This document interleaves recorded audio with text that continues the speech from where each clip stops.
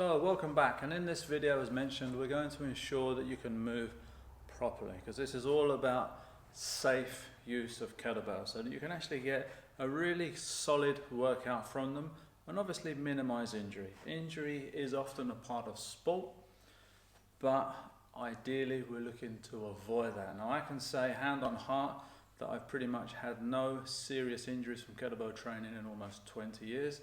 That is how effective they are. But more than that, I did have a lower spine injury from years ago as an apprentice electrician, ripping up floorboards on my hands and knees, drilling joists, and bang, like someone had stabbed me with a spear. I was on my hands and legs crawling for 2 weeks. I rehabbed my back with kettlebell swings, volume kettlebell swings. I mean, not to impress you in any way, shape or form, but I worked up to being able to swing a 16 kilogram kettlebell, one-handed, changing whenever I felt like it, for 3,200 times non-stop for sheer fun. And actually, I had no aches and pains the next day. The reason I do stuff like that is because I was told to take it easy.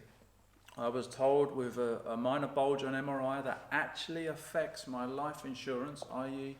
they won't pay out if it's a back-related injury. I, as tested by Professor Stuart McGill, one of the leading spine specialists in the world, have a back that is cast iron. And there's a reason for that. Instead of listening to the people that were saying to me, be careful, don't do this, go easy on the training, you'll never be able to do that again, you're lucky you can walk, you know, chill out, enjoy the rest of your life, that kind of stuff. I said no, because this is who I was. Training was my life. I was a coach, I was a martial arts instructor, personal trainer. And what I realized is through the repetition of swing, I have not had a twinge in 14, almost 15 years. And there's a reason for that. Mechanical efficiency. You see, there are no bad exercises. There are exercises that can lead to injury if done wrong, with bad form, bad posture, or you are not ready for that level of exercise, because there's a thing that we'll briefly touch on. It's called synergistic dominance. It means that when the main muscle can't do the job, others are called in to do that work. And what happens there is you actually develop a huge amount of imbalances. I've seen this many, many times. I even had it myself. I've still got a bit of anterior tilt from possibly tens of millions of kicks as a martial artist, because what happens is, you can see there at the lumbar spine, I know for a fact that if you watch that trouser, that short line, it should be here, but it's here. Now I'm okay with that. All that means is that my spinal erectors are a little bit tight and I massage them out every now and then. But in the grand scheme of things, I'm okay. I can move, I can jump, I can run, I can kick, I can swing, lift, cycle, row. I don't do gymnastics anymore, particularly head somersaults or tumbles, because when you don't land straight and you land flexed, that shoots a huge amount of force in your spine. So the good thing, at 43 years of age, 44 in a couple of months, I'm still relatively able-bodied. There's a few creaks in the knees and stuff like that, but that's as to be expected when I look at pretty much the level of abuse that I went through. I mean, for the best part of 30 plus years, I've been training almost on a daily basis. I took some time out when I went into the mindset area, because I realized that the training was almost this kind of crutch. It was taking up a huge amount of time and effort. I would often train 4, even 5 hours a day as a martial artist and a kettlebell coach and a weightlifter. I was into my grip training from kettlebells, realizing that a grip was pretty much paramount to lifting some of the bigger ones without them flying away from you. So we are looking at mechanical efficiency, and what I want you to do is understand the nature of a good squat. So with me, just put your feet around shoulder width. I'll show you front and then I'll turn. And what I want you to do, so if you're familiar with London Underground, you've got the normal seats, then you've got the fold seats, and then about kind of upper hamstring height, you've got this thing which is a kind of perch, that's not a real seat, you'll lean in. And I think that's a great example for explaining the mechanics of the swing. Because the actual squat pattern isn't a knee down drop, it's a hinge. So what I want you to do is imagine there's a stool or a chair behind you. We're going to put the hands out in front, and instead of going knees forwards, we're actually going to go hips back. So the first thing that happens, I'll actually use this here. Hopefully you can still hear me. Stand yourself 6 inches from a wall, okay? And let your backside hit that. Instead of knees down, let your backside hit that. So what's happening, think of the, maybe if you've got a belt in your shorts or trousers, that's like the kind of string on a bow.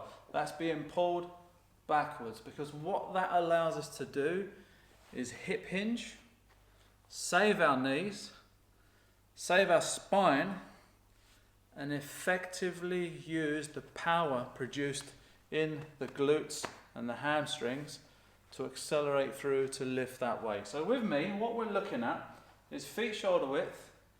Keep your eyeballs forwards. We will discuss the neck a little bit later on. Keep your eyeballs forwards. You can use these arms as a support. Imagine that perch behind you, so the back side, in fact I can do it relative to this box here behind me. You want your back side to sit, and then we're just going to come back up. So other side. Back side moves away, and we come back up. Now you can actually practice this at home, sitting in and out of your sofa. So actually stand up, take a shuffle step forwards from the sofa, and sit down into that chair, and then come up once more. So what this is doing, it's enforcing good mechanics, where you're effectively using the quads, you're protecting the lumbar spine. When you do descend, you can breathe in. So a little bit soft here, breathe in, tense, so you can breathe in,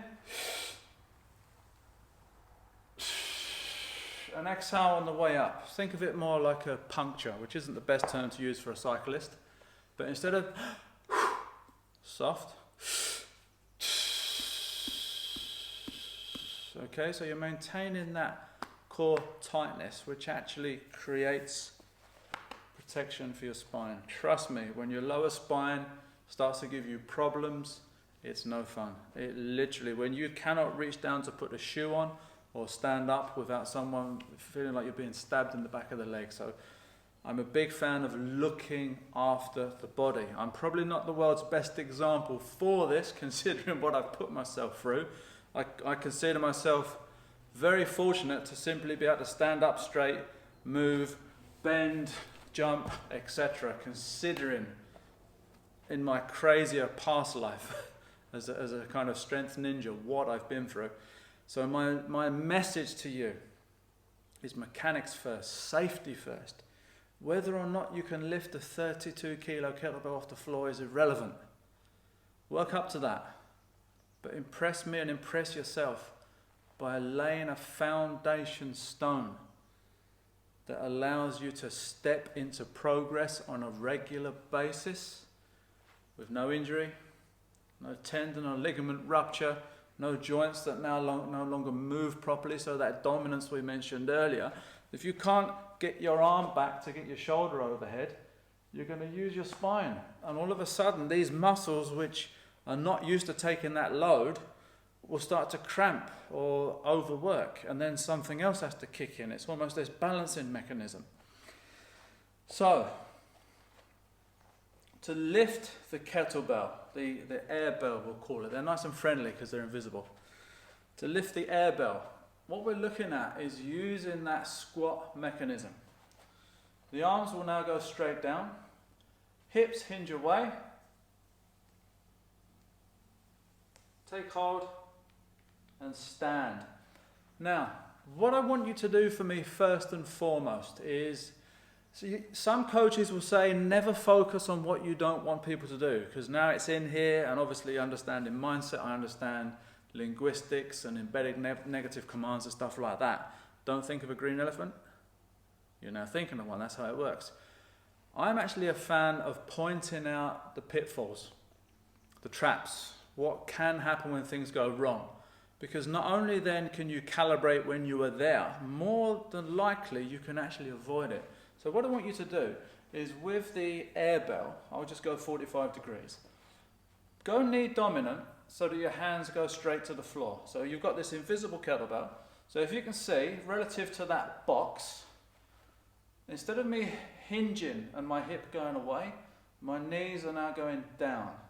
Knees are going down. So imagine that this weight is going in a vertical line. Knees and stand. Knees and stand. Now what happens there is instead of the mass beginning to accelerate backwards and forwards, it goes up and down. And this is why a lot of people actually squat their swings. Because if you think about it, you've got a mass hanging it around knee height, give or take. And where does it finish? Eye level, give or take head height. How do we get there? Well, it starts at the knee and it goes up to the head, so that's several feet, so that's up. How do we get up? Well, we squat, and that is the error. Because what actually happens is it's a pendulum action. When you've got the little toddlers in the park and they're on the swing, to get height, do you push them up or do you push them forwards? See, what you've got is you've got your pivot. And from here, I'm not going to do this to get height, am I? What am I going to do? This. Yeah, so when you're pushing the kiddies on the swing, you don't push up, you push forwards, knowing that this lever will move around this fixed point, and with acceleration, travel out. So, instead of bending and flexing being knee dominant, let me line up with that box once more. Remember the pivot, the kind of the bar stool, if you will. Perch and come back. Perch and come back. And now watch the hands. Instead of down and up, when you perch, can you see that the hands have actually gone under? And now stand tall. Obviously, I've now accelerated mass. Think of a pendulum. Think of Newton's cradle, okay?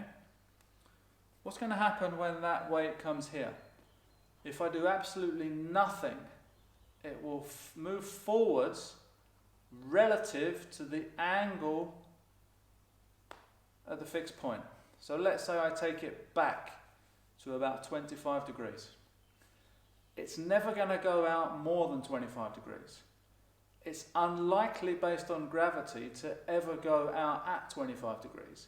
But I can guarantee you it's probably going to go to 22, 19, 15, 12, 10, 7, 3, 2, 1, and it comes to rest. Now that is with me doing nothing. That's me taking the weight back and allowing it to swing. When you add some, shall we call it oomph, when you add some oomph, you add some force production from the hips, i.e. the hips move slightly faster than the bell would on its own, connected to the arms. What you find is as you take it back and then stand, you will naturally accelerate that weight to at least lower rib to sternum height with minimal effort. So, the first exercise is for you to understand that the hips do the work and that we want to accelerate our hands to head height, basically to break eye line.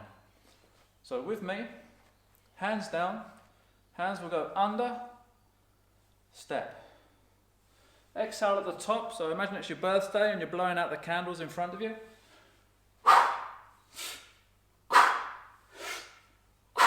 And there's a reason for that. We mentioned peripheral heart rate, we mentioned the triathletes. We also mentioned the fact that although you are on the spot, your body is going to be doing a huge amount of work. When the breath has run away from you and you are trying to catch it up, it's game over. You cannot claw your way back from that. So what happens is we want you to breathe efficiently early on.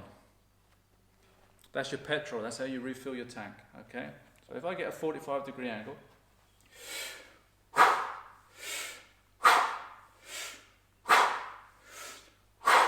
bring it to rest, and I'll see you in the next video for the swing itself.